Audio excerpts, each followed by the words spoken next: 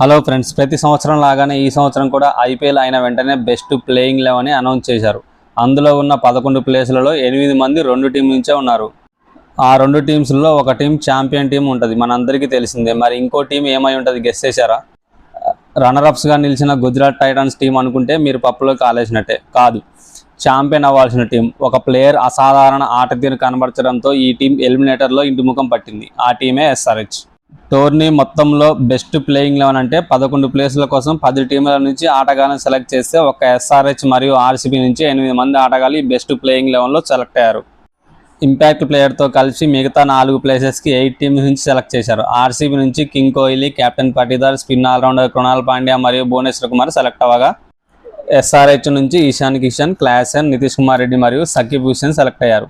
RR నుంచి Vaibhav Suryavanshi, Jofra Archer, Gujarat నుంచి Rabada, KKR నుంచి నారాయణ్ సెలెక్ట్ అయ్యారు. మొత్తంగా 5 టీంల నుంచి ఈ 12 ప్లేసులు భర్తీ అయ్యాయి. మిగతా 5 టీమ్స్ అంటే Kings 11 Punjab, Mumbai Indians, Lucknow super Giants, Delhi capital, Chennai super Kings నుంచి ఒక్క ప్లేయర్ కూడా సెలెక్ట్ అవ్వలేకపోయారు. మీ దృష్టిలో ఇందులో ఎవరు మిస్ అయ్యారో కామెంట్ చేయండి ఫ్రెండ్స్.